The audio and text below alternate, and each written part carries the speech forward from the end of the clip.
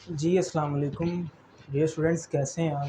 जो आज का हमारा एक और लेक्चर वाइज से जो सेक्शन वाइज सीरीज़ है पाकिस्तान पीनल कोड की, उसका लेक्चर 5th है।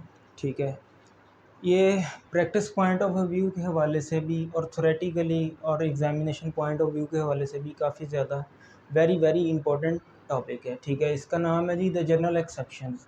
जनरल एक्सेप्शन मीन कि इस्तिस्ना।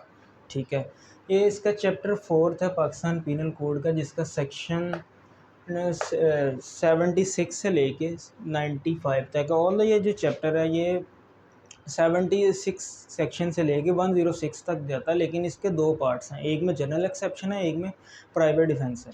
ठीक है, तो प्राइवेट डिफेंस को आज हम डिस्कशन ही करेंगे, जो कि सेक्शन 96 टू 106 तक है। वो हम नेक्स्ट लेक्चर में इंशाल्लाह डिस्कशन करेंगे, क्योंकि वजह ये थी कि अगर आज ही करते तो लेक्चर मज़ीद लंबा हो जाना था और मिसकंसेप्शन ज़्यादा हो जानी थी। सो आज पहले डिस्कशन जस्ट जनरल एक्सेप्शन को करेंगे, देन नेक्स्ट जो लेक्चर होगा उसमें हम प्राइवेट डिफेंस को साथ लाजमी डिस्कशन करेंगे। लफ्ज़ जनरल एक्सेप्शंस को हम उर्दू में इस्तस्नियात भी कहते हैं। ठीक है, अक्सर हमने सुना है कि जी फ़लाँ बंदा है, फ़लाँ उसको इस्तस्ना हासिल है, कि जी वो कोई फ़लाँ उसने जुर्म किया है, या अंडर दीज इस चैप्टर के अंदर रहते हुए इन रूल्स के तहत जो इसमें जनरल एक्सेप्शंस बताई गई हैं, उनमें रहते हुए अगर कोई वो जुर्म करता भी है तो वो जुर्म माना नहीं जाएगा, क्योंकि इसमें एक वर्ड इस्तेमाल किया है उन्होंने, नथिंग इज़ एन ऑफेंस। ठीक है, सो कि इन दैट मैनर ये जो रूल्स बताए हैं, act by done by a bound person, ये जो भी है सो एंड सो, तो वो जुर्म नहीं होगा, वो एक्सेप्शंस में चला जाएगा। क्योंकि हमारी एक मोस्ट इम्पॉर्टेंट प्रोवाइडो है कि जी where there is a general rule and there is an exception. हमारे वेरी फर्स्ट लेक्चर में मैंने बताया था कि जी पाकिस्तान पीनल कोड एक जनरल लॉ है। ठीक है, स्पेशल लॉ नहीं है। सो ये जनरल रूल है, इसके लिए एक्सेप्शन का होना लाजमी है। सो एक्सेप्शन क्या, अच्छा एक चीज़ कवर कर दूँ, ये जो है ये इनके सीरियल नंबर है और ये इनकी सेक्शंस है। ठीक है, सेक्शन 76 से लेके 95 तक जिसे कहते हैं जनरल एक्सेप्शंस का चैप्टर जाता है। ठीक है, इसमें पहला है act by bound person. Bound person mean के बाय लॉ, ठीक है, बाय सुपीरियर ऑर्डर जो भी है। उन्होंने इसमें लिखा nothing is an offence which is done by a person bound या और done by mistake of fact और एक्ट। कि जी क्या क्या कहा गया जी कि एक बंदा बाय लॉ या by the superior of order, ठीक है, सुपीरियर ऑर्डर यानी कि उसके जो हेड ने उसे कहा है, उसके अंडर रहते हुए अगर कोई वो काम ऐसा करता है, ठीक है, तो वो जुर्म नहीं माना जाएगा। लाइक अगर इसकी पाकिस्तान पीनल कोड में ही एक एग्जांपल दी गई है कि जी अगर एक एक सोल्जर है, ठीक है, वो किसी मॉब यानी हजूम पे फायर करता है on the order of superior, कि जी उसका जो सुपीरियर ऑफिसर था उसने उसे ऑर्डर किया, तो वो हम उसे ऑफेंस कॉल आउट नहीं करेंगे। ठीक है ना, तो ये इसकी पहली एक्सेप्शन थी। अगर इसकी दूसरी एग्जांपल में जाना चाहें कि जी एक कोर्ट ने ऑर्डर किया है मिस्टर ए को, जो कि आल्सो कोर्ट ऑफिसर, कि जी जेड को गिरफ़्तार करें। उसने जेड को गिरफ़्तार नहीं किया, जेड ने को गिरफ़्तार नहीं, उसने बाय मिस्टेक जिसे कहते हैं वाई को गिरफ़्तार कर लिया, ये समझते हुए कि जी ये जेड है, तो फिर भी वो ऑफेंस नहीं माना जाएगा, क्योंकि वो बाय मिस्टेक या बाय फैक्ट वो वैसा हुआ है। ठीक है, सो ये थी। नेक्स्ट है जी एक्ट ऑफ जजेस, एक्ट व्हेन एक्टिंग जुडिशली। उन्होंने यहाँ पर एक एक्सेप्शन जज साहब को भी दे दी है। ठीक है, कि जी एक्टिंग जुडिशली, अगर इसकी हम बाय बुक के हिसाब से अगर इसकी हेडिंग पढ़ते हैं तो क्या है कि जी एक्ट ऑफ जज व्हेन एक्टिंग जुडिशली। मैंने इसको शॉर्ट इसलिए किया क्योंकि जगह का मसला था। एक्ट ऑफ जज अंडर सेक्शन 77। अब ये है कि जी अगर जज है, जज साहब कोई अगर ऐसा एक्ट करते हैं under the exercise of his power, तो वो कोई ऑफेंस नहीं माना जाएगा। अगर जज ने किसी को फांसी का ऑर्डर दे दिया है, बाद में पता चला है कि जी जो जो उसने ऑर्डर दिया है वो ऑर्डर बाय मिस्टेक था, बाय फैक्ट था, यानी कि उसने जो ऑर्डर दिया है वो बंदा बेकसूर था। ठीक है, उसने कोई ऐसा ऑर्डर दे दिया फांसी का अपनी एक्सरसाइज पावर को एक्सरसाइज करते हुए, तो क्या है जी वो उसको एक्सेप्शन हासिल है कि उस पर कोई ऑफेंस का चार्ज नहीं फ्रेम किया जाएगा। नेक्स्ट है जी थर्ड में ऑर्डर ऑफ कोर्ट, कि जी कोर्ट का कोई ऑर्डर था, ठीक है, किसी को सज़ा सुनाई गई, यानी कि ये वाली सेक्शन और ये दोनों इंटरकनेक्टेड हैं। ठीक है, सेक्शन 77 78 जो है ये दोनों इंटरकनेक्टेड हैं, मिलते जुलते हैं, ठीक है। एक्ट ऑफ कोर्ट के जी, कोर्ट का कोई ऑर्डर था, ठीक है, जो आ गया, उस पर अगर किसी का कोई राइट वायलेट किया जाता है या कोई भी ऐसी जजमेंट पास हो गई है, लाइक फॉर एग्ज़ाम्पल कोर्ट ने मिस्टर ए को फांसी की सज़ा सुना दी है, ठीक है। अब फांसी, ज़ाहिर सी बात है जज साहब खुद तो नहीं जा के देंगे, उसके लिए उन्होंने स्पेशल बंदा अपॉइंट किया जिसे हम जल्लाद कहते हैं, ठीक है। वो बंदा अगर उसको फांसी देता है तो उस बंदे ने कोई ऑफेंस कमिट नहीं किया, उसको एक इस्तिस्ना हासिल है, ठीक है। नेक्स्ट है जी act of justified person. Justified meaning by law, ठीक है, कि जी उसको जस्टिफाइड किया गया है।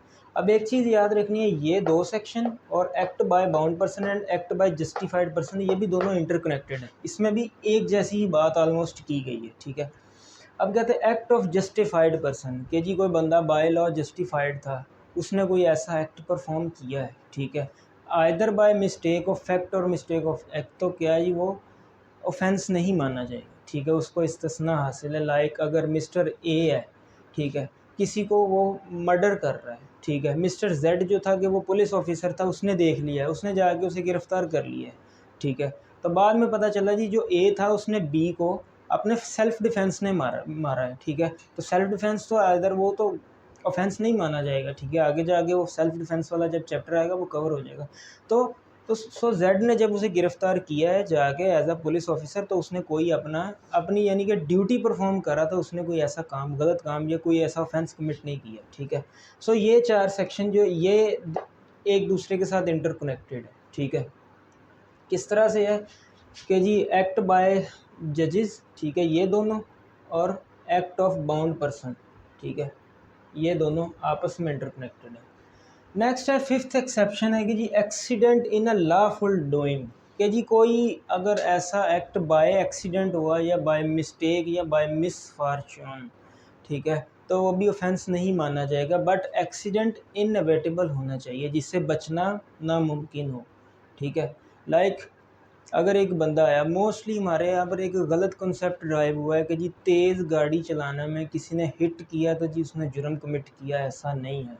अब देखें, एक बंदा एक अपनी लेन में जा रहा है, कार ड्राइव कर रहा है, ठीक है, आगे से अगर कोई बंदा बाय मिस्टेकली अगर आगे रोड क्रॉस करने की कोशिश करता है, अगर अब वो क्या होता है जी, आगे से बच्चा आ गया है, ठीक है, कार ड्राइव कर रहा है एक बंदा, उसने अगर तो वो ब्रेक लगाता है तब भी ब्रेक नहीं लगेगी तब तक, ठीक है। अगर वो कार को राइट या लेफ़्ट साइड पे टर्न करता है तो उसको अपनी जान का ख़तरा है कि वो एक बाय थ्रू एक्सीडेंट वो अपनी जान गंवा सकता है, ठीक है। कुछ भी करके उसने राइट साइड पे टर्न किया है, क्या हुआ है जी, साइड पे एक शॉप थी शीशे वाली, उसमें जाके कार टकराई है, तो क्या हुआ है जी, शीशे वगैरह सब टूट गए हैं। तो इस कोशिश में कि जी बाय थ्रू अनअवेटेबल जिससे बचा नहीं जा सकता, उसमें अगर कोई उसने कोई जाने अनजाने में अगर कोई ऐसी मिस्टेक हो गई, ऐसा एक्सीडेंट हो गया, तो वो ऑफेंस माना नहीं जाएगा हर किसी। बट एक चीज़ ज़रूरी है कि जी जो एक्सीडेंट है वो अनअवेटेबल होना चाहिए। नेक्स्ट जो है ये इंपॉर्टेंट है जी, हार्म विदाउट क्रिमिनल इंटेंशन। अब इसकी जो मेन हेडिंग वो ये थी कि act likely to cause harm but done without criminal intent and prevent other harm, कि उन्होंने कह दिया कि जी एक तो क्रिमिनल इंटेंशन नहीं होनी चाहिए यहाँ पर, ठीक है, बट हार्म ज़रूर होना चाहिए, but to prevent other harm. अब क्या होता है जी, यहाँ पर एक बंदा है, ठीक है, अब वो डायबिटिक यानी शुगर का मरीज़ है, ठीक है, अब वो डॉक्टर के पास जाता है, ठीक है, डॉक्टर ने क्या किया है जी, उसका कह दिया कि जी फ़लाँ आपका जो है ना बाजू या आपकी टांग पे फ़लाँ फ़लाँ जो जो ज़ख़म है ना, इंजरी है, वो ख़राब हो चुकी है, उसका काटना बहुत ज़रूरी है ताकि आपकी जान को एटलीस्ट बचाया जा सके, ठीक है। सो अगर वो कट कर देते हैं, ठीक है, तो उसमें कोई यानी उन्होंने उनकी अदर हार्म होने से बचाया, तो उसमें उनका कोई भी ऑफेंस कमिट नहीं किया, ठीक है। सो नेक्स्ट है इन्फेंसी। इन्फेंसी कहा जाता है कि जी छोटा बच्चा, ठीक है। अब उन्होंने पाकिस्तान पिनल कोड में वर्ड यूज़ किया है कि जी act of child under the age of 10।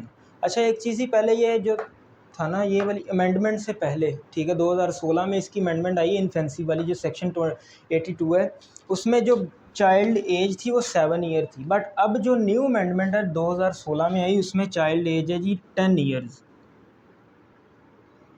ठीक है। अगर 10 साल या 10 साल से कम एज का कोई बच्चा अगर कोई जुर्म कमिट करता है तो वो जुर्म माना नहीं जाएगा, ठीक है, एक चीज़ ये याद रखनी, ठीक है। लेकिन अगर आपके पास 7 ईयर है तो आप उसको कट करके 10 ईयर कर ले, अब 10 ईयर कर दी गई है एज, ठीक है। यानी कि 10 साल का बच्चा अगर कोई भी ऑफेंस करता है तो ऑफेंस माना नहीं जाएगा, क्योंकि 10 साल के बच्चे का जो माइंड सेट है वो क्रिमिनल माइंड सेट डेवलप हुआ ही नहीं होता, आइदर बाय मेडिकल साइंस है या क्रिमिनोलॉजी है या सो एंड सो। नेक्स्ट है जी इम्यूनिटी, सॉरी इमेच्योरिटी। अब इसके लिए उन्होंने कहा है जी कि अगर कोई बच्चा 10 साल से लेके 14 साल की उम्र के अंदर अगर कोई जुर्म करता है, ठीक है, उस पे कोर्ट की मर्ज़ी है कि जी अगर ये देखते हो कि जी वो बच्चा इमेच्योर है या नहीं। अब अक्सर आपने देखा होगा कुछ बच्चे होते हैं कि जी वो छोटी एज में उनका माइंड काफ़ी शार्प होता है, ठीक है, लेकिन कुछ बेचारे बच्चे काफ़ी ज़्यादा एज यानी 16 साल 15 साल की एज में भी आके उनका माइंड उस तरह से शार्प नहीं होता, ठीक है। सो यहाँ पर कोर्ट की मर्ज़ी है कि जी 10 साल से लेकर 14 साल के दरमियान अगर कोई बच्चा कोई ऑफेंस कमिट करता है तो मे भी उसे रिलीफ ग्रांट कर दिया जाए या उसे किसी किस्म की पनिशमेंट दे दी जाए। ये भी एक एक्सेप्शन है कि जी इमेच्योरिटी कितनी एज है जी उसके लिए 10 से लेकर 14 साल, ठीक है। नेक्स्ट है इंसैनिटी। इसके लिए पाकिस्तान पिनल कोड में वर्ड यूज़ हुआ है अनसाउंड माइंड, सेक्शन 84, ठीक है, अनसाउंड माइंड। अब अगर कोई बंदा अनसाउंड माइंड था या ड्यूरिंग द एक्ट जो उसने एक्ट परफॉर्म किया था वो इनकैपेबल टू नो कि जी वो बंदा उस एक्ट की नेचर को ड्यू टू इनसैनिटी को नेचर को नहीं जान सकता था कि जी उसने वो क्या कर रहा है, वो कत्ल कर रहा है, वो हर्ट कर रहा है, क्या कर रहा है। सो उसको भी एक इस्तिस्ना हासिल है कि कोई बंदा पागल है या अनसाउंड माइंड है। वर्ड अनसाउंड माइंड यूज़ हुआ है यहाँ पर, अनसाउंड माइंड, ठीक है। उसको भी इस्तिस्ना हासिल है कि जी वो किसी किस्म का भी अगर जुर्म कमिट करता है तो उसको कोई किसी किस्म का चार्ज फ्रेम नहीं किया जाएगा। नेक्स्ट है इंटॉक्सिकेशन। अच्छा, इसमें सेक्शन 2 थे 85 और 86, बट मैंने क्यों इन दोनों को सेम लिख दिया, सेक्शन 86 को क्यों नहीं यहाँ पर लिखा, क्योंकि दोनों ही सेम थे आलमोस्ट, ठीक है। इंटॉक्सिकेशन मतलब कि नशा आवर चीज़, ये तो ठीक है कि अगर कोई बंदा नशे में कोई जुर्म करता है तो वो माना नहीं जाएगा, बट एक एक्सेप्शन है, जो आपको नशा या इंटॉक्सिकेट आपको किया गया वो अगेंस्ट योर विल हो, ठीक है। लाइक एक बंदा मिस्टर ए या मिस्टर बी के खाने में वो कोई ऐसी नशावर चीज़ मिला देता है, ठीक है, या दैट्स ऑल एक बंदा क्या था जी, बीमार था, उसको कोई इंजेक्शन ऐसा दिया गया जिससे कि वो उसे नशा हो जाता है, ठीक है, कि वो एक्ट की नेचर को जान नहीं पाता, उस अंदाज में अगर जाके वो कोई जुर्म कमिट करता है तो वो जुर्म माना नहीं जाएगा, ठीक है। यानी intoxicated but against the will, कि आपकी विल के अगेंस्ट हो, आपको उसके बारे में कुछ पता ना हो कि नशा दिया गया या नहीं, ठीक है। नेक्स्ट आ जाता है कंसेंटेड। अच्छा, इसके भी सेक्शन 87 टू 92 है, बट वो भी सारे आलमोस्ट सेम है, ठीक है, बार बार एक ही बात कही गई है, बट इसमें 2 सेक्शन ऐसे हैं जो डिफरेंट है, वो मैं एक्सप्लेन कर देता हूँ क्या है। अच्छा जी, कंसेंट रजामंदी या मर्ज़ी के साथ कोई जुर्म। अब आप अक्सर हम लोग क्रिकेट का मैच देखते हैं, हम फुटबॉल देखते हैं या हॉकी का मैच देखते हैं, क्या होता है जी, क्रिकेट में क्या होता है, एक बॉलर बॉल करवाता है, ठीक है, और एक बैट्समैन होता है। अब बैट्समैन कंसेंट दे रहा है कि आया कि जी मुझे बॉल करवाओ। अब देखा होगा अक्सर एक एक क्रिकेटर मर भी गया था, बल्कि कई क्रिकेटर इंजर्ड भी हुए हैं बॉल लगने से, ठीक है ना।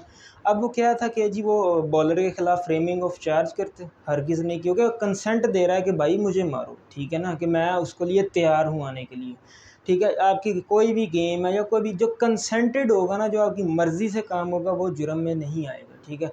इसमें 2-3 उन्होंने सेक्शन दिए हैं, ठीक है जी, क्या है, एक सेक्शन तो ये था कि जो 87 में दिया गया वो भी कंसेंट वाला है कि जी, बट इसमें क्रिमिनल इंटेंशन का होना ज़रूर, क्रिमिनल इंटेंशन नहीं होनी चाहिए, ठीक है, या ग्रीवियस इंटेंशन नहीं होनी चाहिए आपकी, ठीक है।